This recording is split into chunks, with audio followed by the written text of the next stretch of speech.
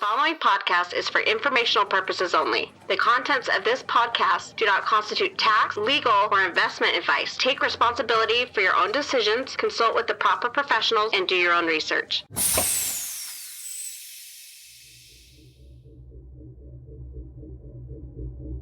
So basically, it's really about the efficiency when it comes to the data, right? The accuracy, and graphs, in my opinion, is pretty much this decentralized gatekeeper, this loving community that providing better technical insights.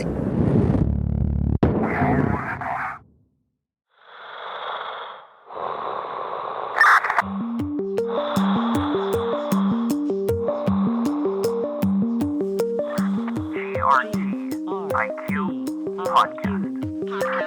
We're like astronauts floating in the space of time. Lost between the past and the future.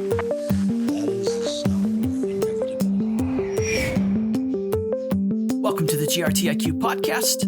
Today I'm speaking with Zhen Cao, partner at Republic, an investment firm that specializes in startups, gaming, real estate, and crypto. As you're about to hear, Zhen leads the firm's investments in the Web3 space with deep expertise in gaming and virtual reality. During our interview, Zhen talks about her path into crypto, starting with her time as a student studying film at New York University. We then talk extensively about gaming and virtual reality, along with an overview of what Republic is and how it's different. As always, we started the discussion by talking about Zhen's background. Yeah, great. So it's very interesting that I'm probably one of the few people graduate from our school. So I graduated from New York University, Tisch School of the Art, and I coming from very diversified major that there's singer, dancer, filmmaker, producer, and songwriter, and poet, or whatever you can think of the art format in altogether. And we discover about our own art practice. And I was focused on the VR and the finance part of it. So that's why graduation, my first job was a venture capital. When did you first become interested in art? Was it something that you became passionate about when you were younger? Yeah, my dad definitely watched way more film than normal people. So I dedicated, my dad is a politician. I wanted to be a politician at the beginning. And then I started to realize if you wanted to really just make positive influence on the other people's life, politicians probably not the best choice. So why don't you produce films that can make people love life more or know different perspectives? That's how I get started. I wanted to be a filmmaker. And then my major was producing back then. A lot of the guests of the podcast have had diverse backgrounds. I've had people that studied physics, people that wanted to be a doctor, but you might be one of the first or few that have a background in art, and particularly in film. So I'm curious, and I always ask this question, do you use that education in the way you approach your career in blockchain and crypto? It is actually a very good question. Really appreciate asking that. Because when I just started crypto, my purpose is to look into gaming stuff. Because back then, 2017, for sure, because I was a VR equity investor back then, right? And then when I look into crypto in 2016 a little bit and starting to invest in 2017, I figure it is definitely really aligned with my core value, which is to bring efficiency and entertainment to the world. Whatever ideas in my mind is always about how to optimize our communication efficiency, traffic efficiency. For example, I was thinking about doing something like Uber when it's 2011, but I was thinking it's just for the efficiency standpoint. And then also I would love to bring, maximize the entertainment for people. And then the overlap between me and crypto and gaming is more about how can we bring extreme good experience. And then there's also a thesis underlying that I figure there's a lot of people, they're not happy about their work, right? And they day-to-day, majority of the time, work time is not happy. And I was like, why don't we turn our life into a game?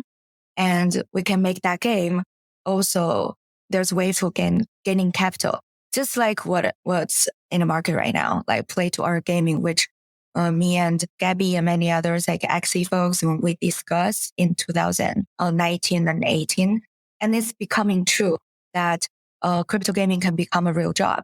And that was also why the reason why I invest in Star Atlas, because Michael, the CEO, are very upfront about we are going to be like, it's ambitious. We are going to be the biggest job market in the world. And then it's more of I figure out a model that, if whoever like game, they can make money in game, which a lot of them already did in Twitch and YouTube, but just not radical enough. And I want to empower this financial safety net for whoever already playing games.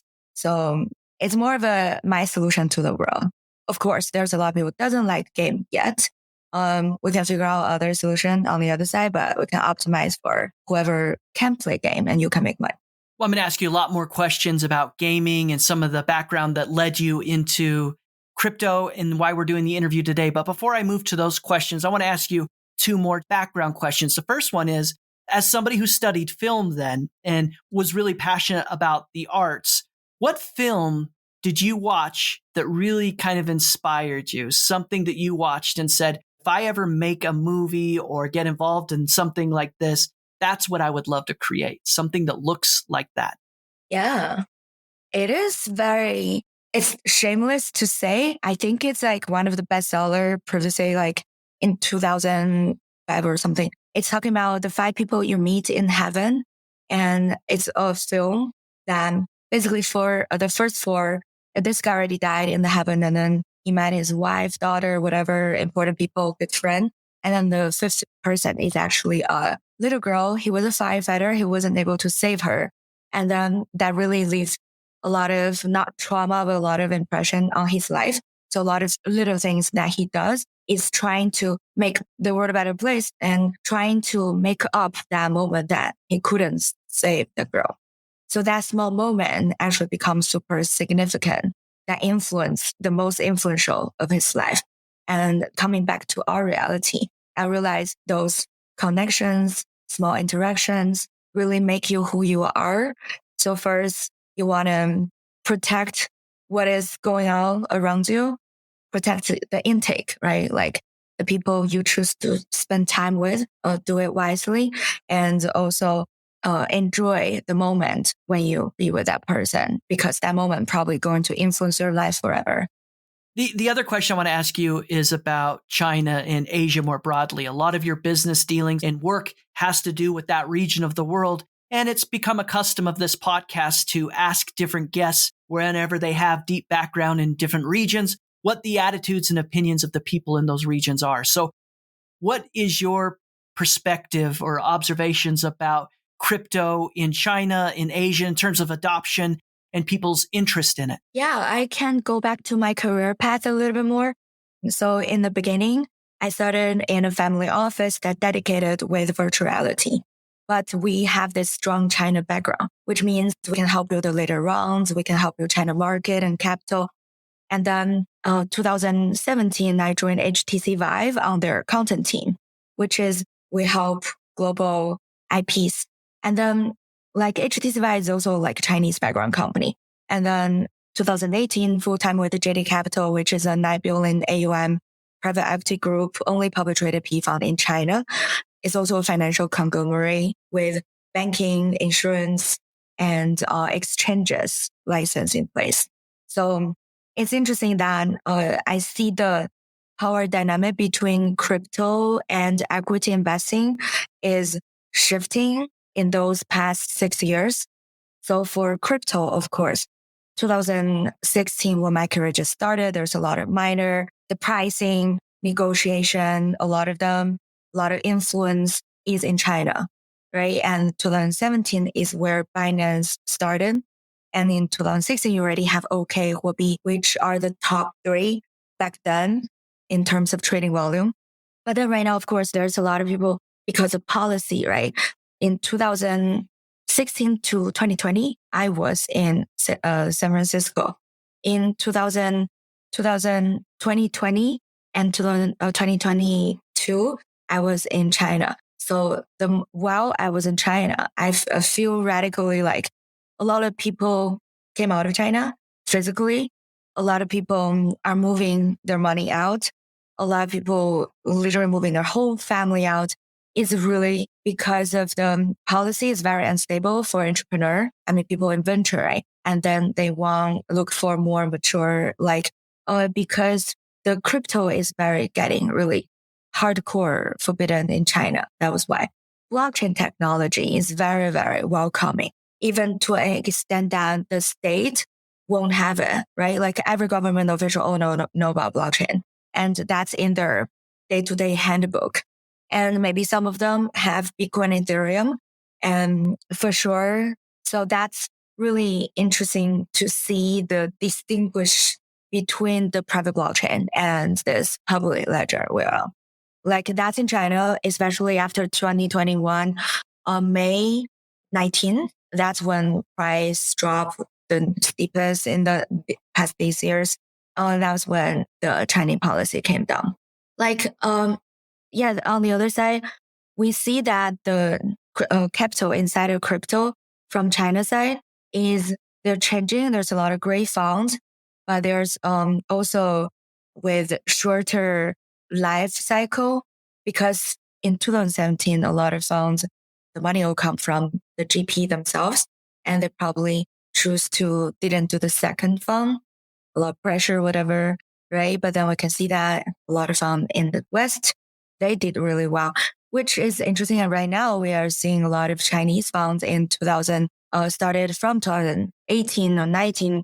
They actually become like a longer life cycle, better LP quality.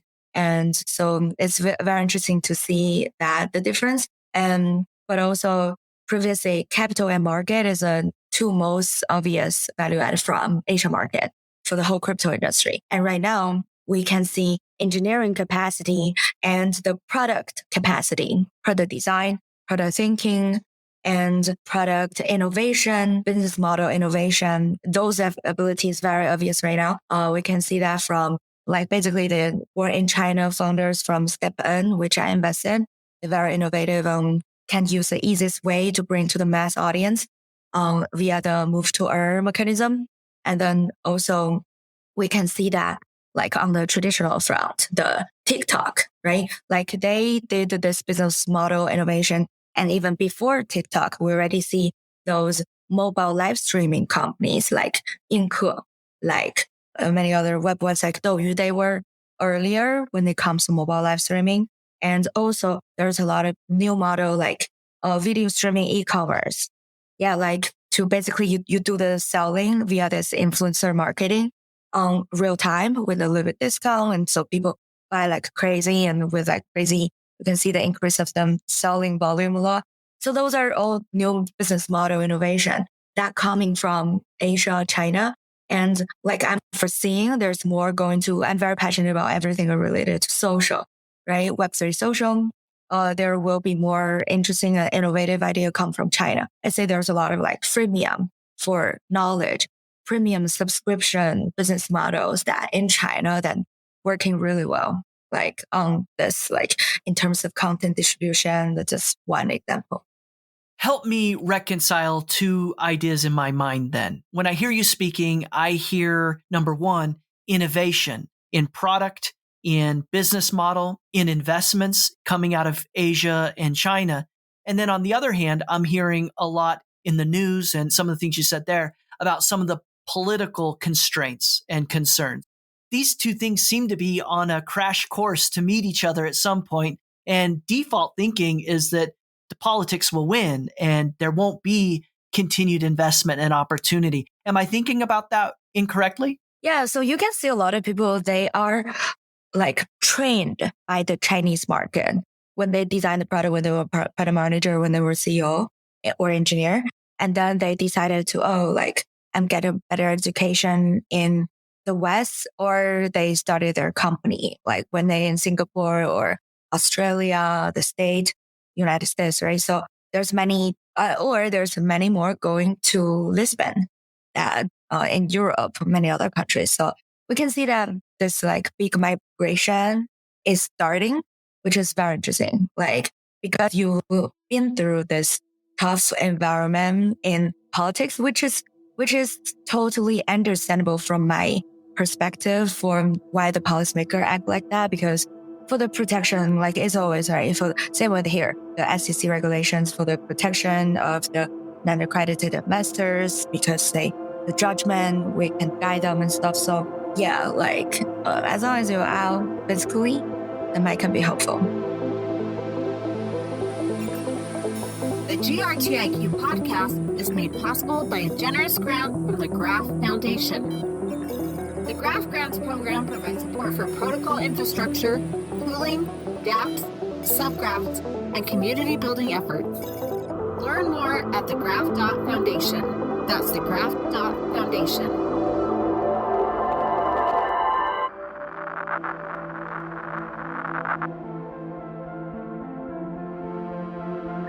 Hi, this is GRTiQ. Each week we get to meet a new member of the Graph community and ecosystem. The goal here is to take listeners inside the Graph by telling the stories and sharing the insights of those helping to build it. Please consider supporting this project by leaving a review wherever you listen to the GRTiQ podcast or by sharing episodes on social media. And don't forget to visit grtiq.com/podcast for detailed show notes. That's grtiq.com/podcast. Thanks for listening. Thank you for your support. Roger that. So as I looked into your background and prepared for this interview, I noticed that your entry into technology was at NYU, which you already talked about being in the arts there, but it was through the Media Lab and through VR and gaming. What drew you into the VR and gaming space? Coming back to what I said earlier, that I want to create extreme, ultimate entertainment experience to the mass. And then virtuality is something that if you want to experience the story in VR, you can remember and feel it comprehensively way more. And same with the game side of things, right? And also gaming is actually a better way of doing the narrative. We can see that from the popular game on Steam, It Takes Two, right? Like it's a really loving narrative that have like realistic implication and can make people do more actions, because while you're receiving that message, you are actually reacting on it. Not only assume you see it, you feel it, you're probably not acting, but in the game, you're probably actually delivering it. So yeah, like that's a thought process. So you got involved in VR in 2015. You've been gaming since 2003. How have those industries evolved over time? I mean, I got to imagine that games in 2003 look a lot different than what they look like today. Yeah, for gaming, of course. So that was when like the World of Warcraft just started to launch in 2002, 2003. And that was also when there's the first wave of Gold Farmer coming out. And when we look back to the history, when we say play to earn, it actually started from 2003 or 2, right? And then there's also already people building company that with $1 billion in dollar transaction volume. If you count the inflation rate in, like that's a crazy number already. And back then, solid business model. And invest in my Goldman back then. And then in 2013, actually, like I did a retro version, like a vintage version of that game that I played in 2003. And that was when I was doing this like pay to win thing. So that's when I started to interact with 2011 is when I interacted with like gold miners, because I was purchasing gold from the miners basically at that time. And then for me, for VR stuff, it started as 2015 when Facebook acquired Oculus in $2 billion. So it's a 2 or 4.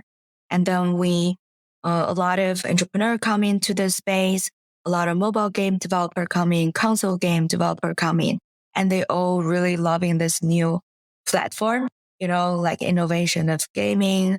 It's always changing via this platform changing, like from console to the computing power is better and there's PC.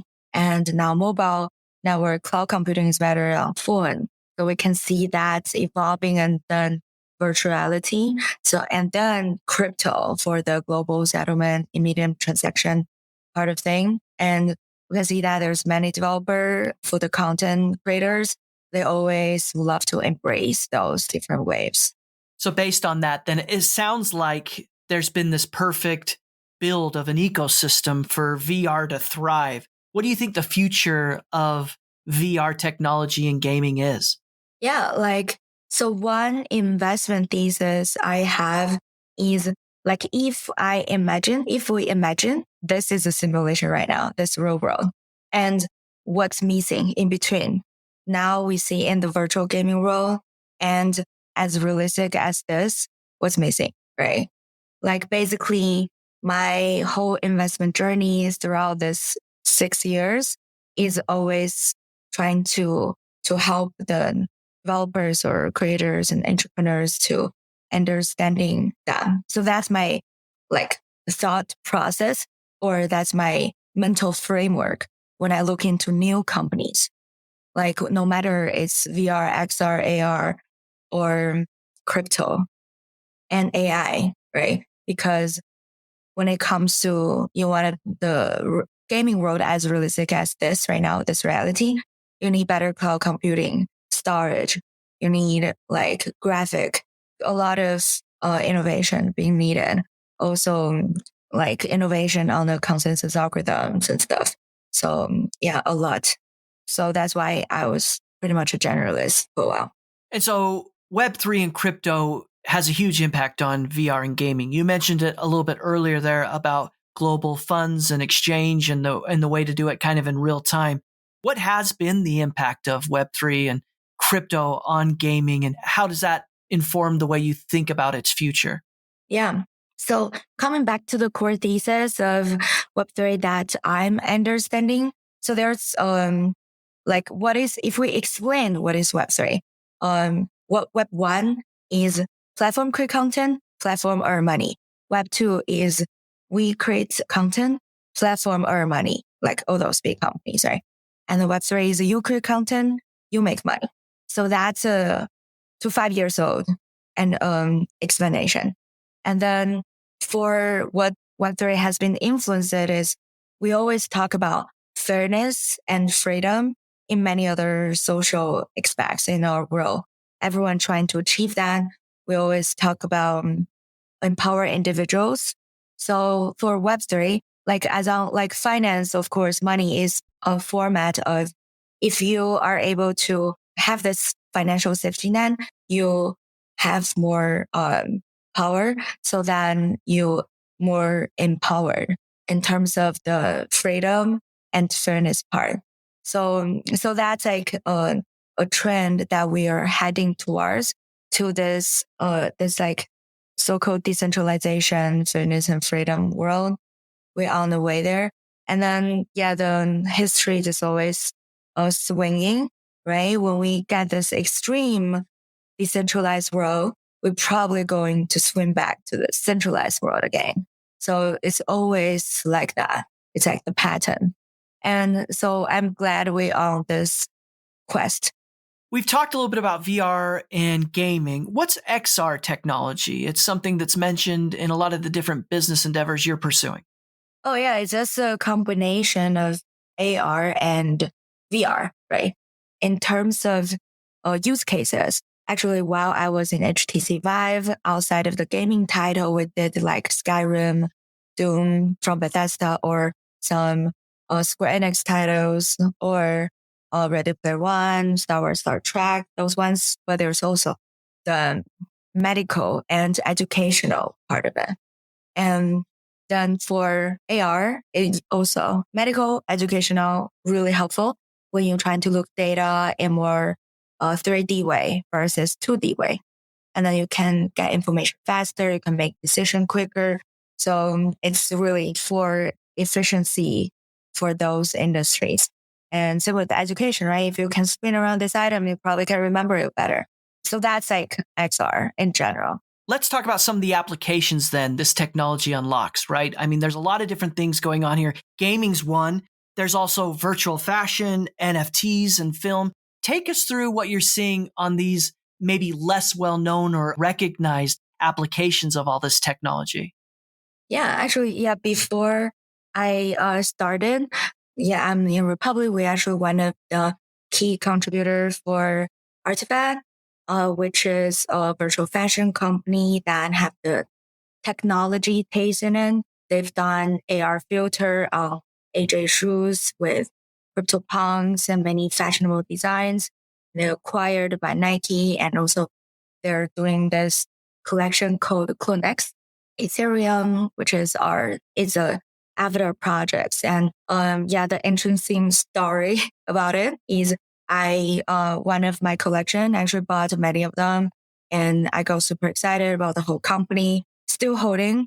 And one of the little girl with a blue ponytail that being bought by Artifact official creator, that is actually a celebrity right now. So, and you can see there's strong innovation happening in the NFT space. And also you created a lot of new careers. For example, there's definitely not that many digital collectors or like those just like traditional art collector. Right now you have digital art collector, NFT collector. And people, some of them, they made it a full-time job. You create actually job opportunities. You have more business model coming up. And like one of the features that crypto has is this traceability, this openness. You can see everything being traded on chain. You can see all the records officially as long as you trust the blockchain.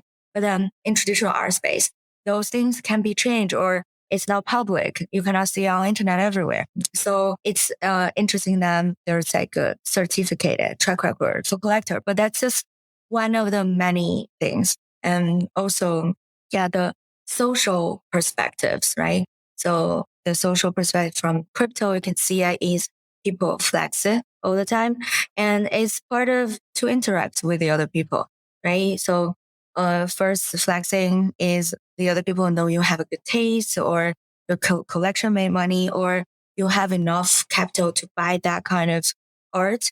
So that's a global flex versus flex means, and learn that here, which is like you showing off, right? And it's normally it's not like you wear a shoe, even though it's $1,000 shoe, we can see it to 10 people in it today. But for crypto, for NFT, you can show it globally as long as you get out there, right? Or people just can find out your wallet or who is the fuck is this guy, right? It's all public. It's very interesting. And then also the peer-to-peer interaction part. So that actually generated a lot of, that's where I'm excited about Web3 social plus NFT as well, right? Like people got really excited about, oh, we have the same taste.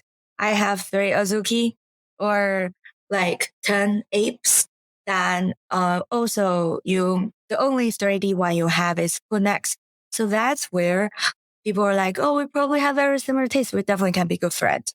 So you can actually instantly, just like investors come together to compare the portfolios, and instantly every individuals have that ability to do that instantly. And there's many algorithms can be invented or platforms can generated to allow people to social in this way, to find your tribe quicker and easier. And you can also already see that right now the trend of all the like NFT projects, they really, really heavy on community building, like reaching the consensus, the culture part, the ritual part, and like a very strong leader or a crew that communicates often, communicate your value, listen the feedback from the community. So it's very, very interesting. So much going on and so much innovation, culture part, like innovative part, technology part, everything. I'm curious why then, with this huge background that you have in gaming and in the arts, of all the ways you could have taken your career, you ended up in investments. And I'm curious why you decided to make that move. Why did you decide to get into the investments part of it? Actually, it's more of a opportunity at the beginning because it's actually very interesting. Like when I graduated, I figured I'm a producer major and no one going to hire a fresh grad as this like producer, right? And I'm like, okay, what should I do? And I figure out my skill set I know everything about production. I know everything about finance, not everything, but know some on both. And the best job for me to due diligence on virtuality or game studios is a VC to invest in VR back then. So that's like literally the only job that fits my major in the whole world that I can get. So that's interesting. And that's where I get into it. And then I figure out my mind, like it jumps all the time. It's very nonlinear. So I'm a nonlinear thinker. And then for nonlinear thinker, it's more interesting if you're in this investment space because you can swap between jobs or industry and quickly and capture and remember and coordinate people and things and trend all together. So that's one thing about investing is very interesting and suitable for. And also on the side note, coming back to your earlier question, like maybe my earlier engagement, why crypto, why gaming? There's also another very underlying, like, right understanding comes from me as the funny story is like I came to this meeting hour late because I was in the bank trying to do the wire transfer, right? But then like for my understanding in crypto is this is the only technology or anything that can allow you to remember a private key and walk out of the country and then you're able to get your money out. Because every monopoly or country or bank, they're trying to sustain the power and don't want you to leave it, right? Even when some of the game companies say, like, no matter it's across the board, it's all happening right now. And I feel like our crypto people is providing that interoperability between different economic ecosystem, no matter it's between nations, countries, banks, or into this interaction between crypto networks like layer ones or different dApps. And it's so easy for us to do immediate settlement transaction globally, like almost immediate, right? Like the worst waiting experience, from the time perspective is better than in a bank waiting, right? Like for anything higher amount. So why not, right? Like if tomorrow I want to move to Europe and when I move my money back out, like I need to get my house quickly. So yeah, that's on the side note. This is really coming from my experience like an hour ago. Yeah, as well. That makes a lot of sense. When I interview different people working in crypto and blockchain, they all have different perspectives of the value network. And what I mean by that is I might have someone on that's building dApps. I might have someone on that is leading a protocol. In your particular case, I'm speaking with somebody who has a really interesting view on investments and capital flows. With your lens of that perspective, what are you seeing about the crypto space? And what I mean specifically is, are you impressed, astonished, surprised by the amount of money that's getting invested in this space? And what does that tell you about its future? Yeah, I'm not surprised at all. But actually, back in the history, you can probably see a record of me with OKCoin, which is OKEX American department, that talking about, if you suggest to the future kids, because you already know, like when you ask the kids, do you want 10 Fortnite bucks or you want $10? And then kids going to be 10 Fortnite bucks. Right. And then for that podcast, I was just suggesting, why don't you put all your asset into virtual? So it's not surprising for me when that amount of capital coming in the NFT space, a crazy rising, and also institution-wise or individual-wise, is really because the important thing is our virtual identity is getting more important than the real world identity. In that case, why don't you start to invest in the infrastructures or the dApps that people are going to hang out at first? Just by putting stake, just like any other public exchanges out there on equity stuff, right? And then that's like how Warren Buffett did back then. We can do the same in crypto. So I'm not surprised at all. Like I foresee there's radical growth when Gen Z is in more better financial position, power, right? We'll see it because like on the side note, the human mind actually very much like set up who you are from the age of 7 to 10. And as long as you were playing games then, I think you definitely see this world more virtual heavy than realistic heavy. So I play the game while I played the MMORPG game in that time frame. And then every Gen Z, they started play game in their 4 or 5 on 4, right? Or earlier or something, right? So that we can see that as this Gen Z, and then there's going to just going to get exponential growth, no matter on the capital or the volume usage wise in the virtual world. By virtue of what you're working on, you have a unique glimpse into entrepreneurs and early stage investing. I'd like to take a minute here and just get a sense of what you've learned. What are things that you've learned about entrepreneurs through this experience? For example, what makes them successful? What makes their ideas more likely to succeed? What have you learned? Yeah, I can start from the core quality from entrepreneurs that I'm looking to, especially in crypto. So definitely this person needs to have passion for a project. That's the first thing I'm looking for, right? Because I can totally see the difference if someone just come here so quick money grab versus someone have passion in it and believe in it and will do everything to achieve it. Also, this passion will help you to have better resilience. Because if it's only for money and in the bear market, you'll be gone. But if you're really passionate about this thing, even without the money, it is an incentive. You feel happy by doing it already. And so then that's where you're able to go through the cycles and be this person sustainable, resilient to no matter when the timing is right and succeed, right? And another thing I learned is running crypto is I want to look for fast learners. Like if I see someone get into crypto, not in a year, but can able to, or even half a year, but as long as you're able to understand the core thesis and premises, right? Because there's so many noises out there, and there's a lot of core, just a few line, right? It's already written in the Bitcoin white paper. So those things, like if that learner can get it really fast, I would love to support. Also, of course, consensus algorithm, all the distributed network trade-offs. And so that's another thing. If you learn it really fast, like that would be a really good parameter for me to look at, especially in crypto, right? So this is, later on, we come into this era of, let's say, era of ritual, era of personal influence, or like empower individuals going to be more important versus the corporate before, right? Because of the flat end of the social media and the accessibility of the internet and everything, and mobile.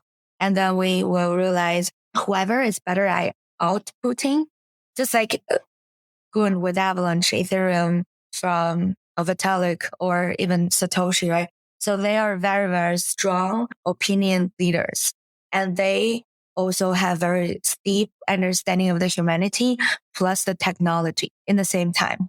And then they're able to do the output. They have a version of the world. They have a framework on underlying value.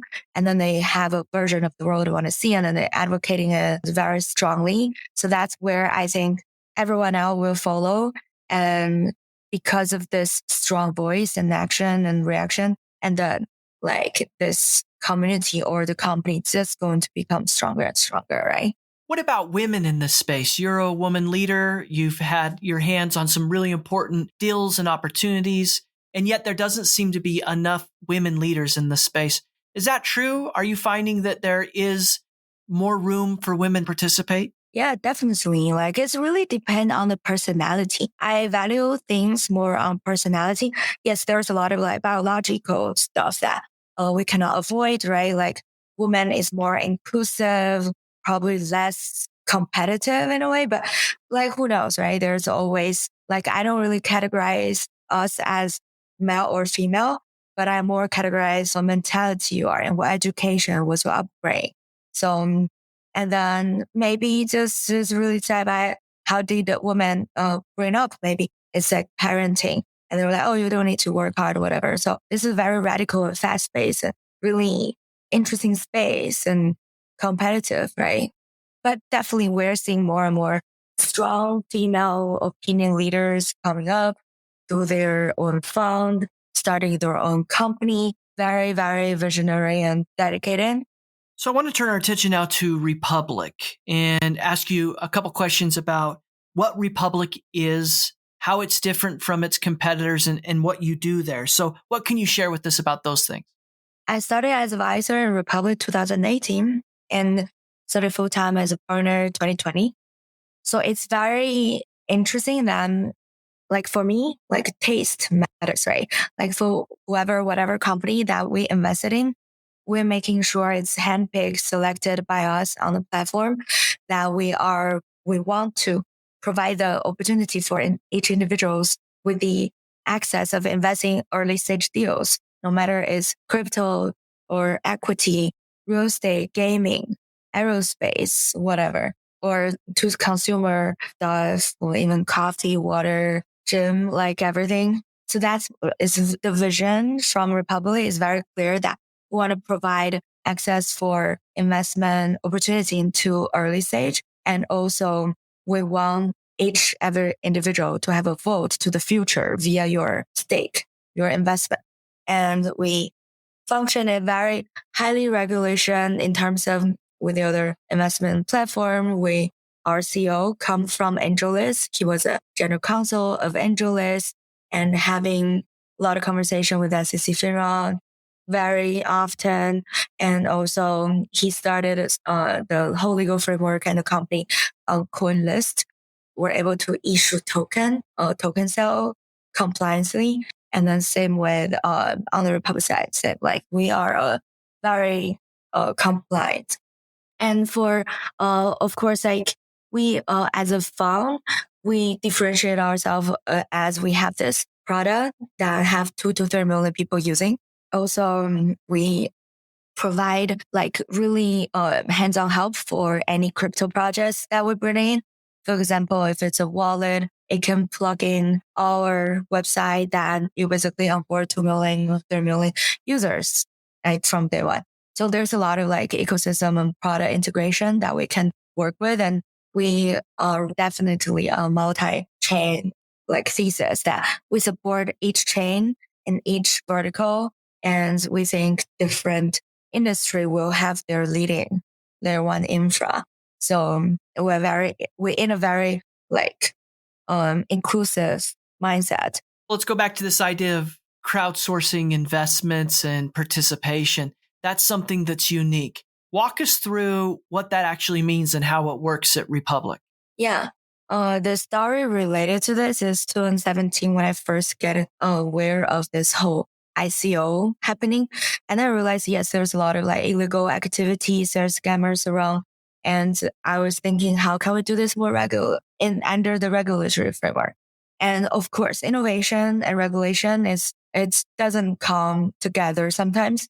We can see that in 2018 when I met Ken, the CEO of Republic, I see he's really trying to bridge those between and trying his best to provide ICO project a legal framework, allow you to legally sell to the mass, especially in America, starting from America, right? So this is pretty much the like for me in unregulated ICO into this regulated token sale we are offering on our platform. So that's where I feel it's a fulfillment that we're doing this. And then on the side note, why this matters at the beginning is you can think of it as a one stone, two bird thing, because you as an investor, you also is a consumer, because normally if you like as an individual, you invest in cross sell, you will tend to be this user as well. And same vice versa. If you're already the user, if you're already the first user in Airbnb, and in some way that your participation or finance participation or activity participation can give you stake into this network or into this company, so that you can earn more money. So it's a good cycle, upward cycle that effectively. So this is where I think the crowdfunding in general, no matter it's INO, IGO, or ICO, or like just token offering or NFT offering to the mass instead of only to VCs, is the way to go in the future as well. How can listeners that want to learn more about Republic or get involved, what are next steps? Yeah, it's so easy. Go republic.com So basically, you can start your investment career from there. Like now, everyone. When you started your career, what do you wish you would have known back in the beginning that you know now? What advice would you reach out and give to your younger self just getting started? Yeah, I was about to say invest in certain coins, like buy Bitcoin. In my first year in venture, yeah. If I can only say 2 words, it's buy Bitcoin. 1 word, Bitcoin. But for the real stuff, I guess, yeah, I think I did like listen to my inner voice and follow my passion. I did it. Like it's still the same.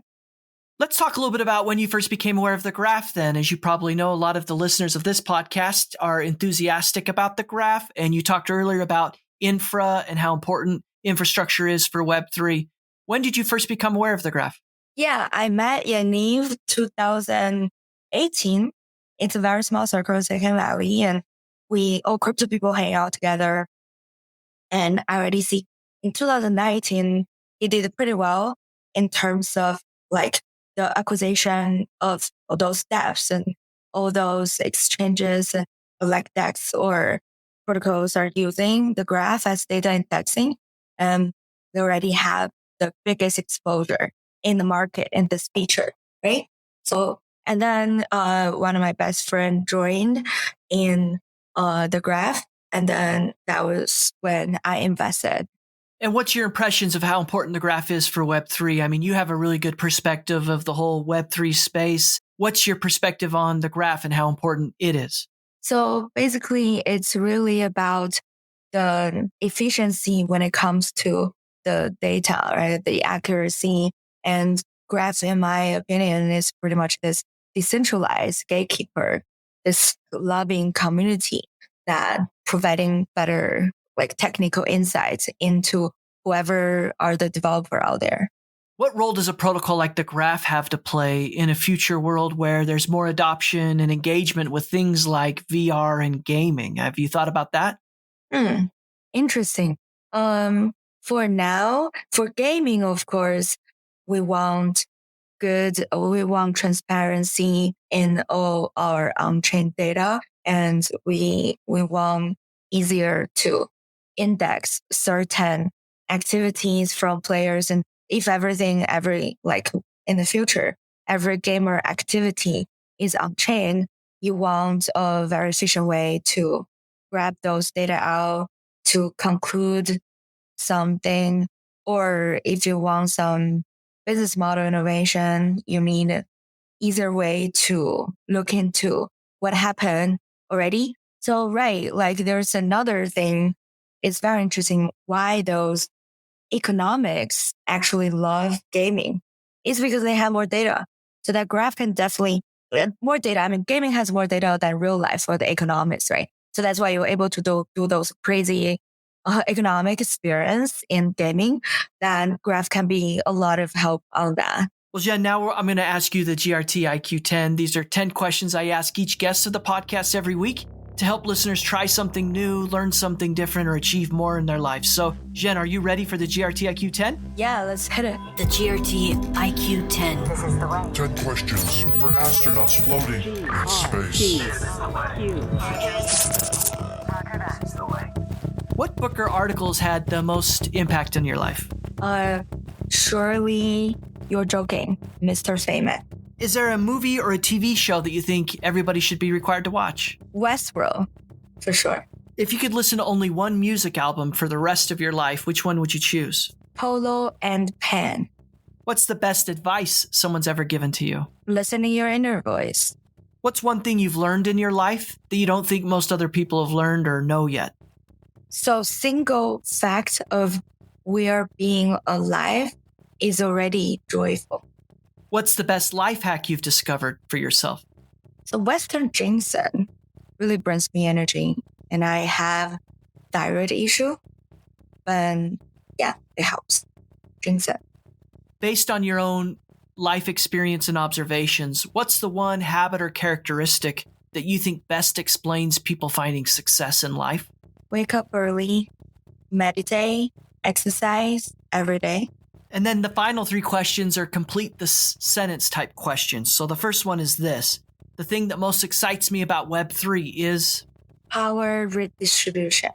And this one, if you're on Twitter, you should be following... Artists. And lastly, complete the following sentence. I'm happiest when... Doing the thing I love with the people I love, which I'm already doing. The GRTiQ 10. After this, I show you how deep the rabbit hole. Zhen Cao, if people want to learn more about you, follow the work you're doing at Republic and some of the other things you're chasing, what's the best way to stay in touch and follow your work? Yeah, on Twitter is Gem, Gem, Gemstone, Gem Boom Boom. Boom is BOOM, like basically means like, it's like a game item, Gem Boom. And my Telegram is Gem Boom, GMBOM. This has been a production of the GRTiQ podcast. For more information, including detailed show notes, visit grtiq.com/podcast. That's grtiq.com/podcast. Please consider contributing to this project and helping build the community by subscribing and leaving a review. GRTiQ Podcast.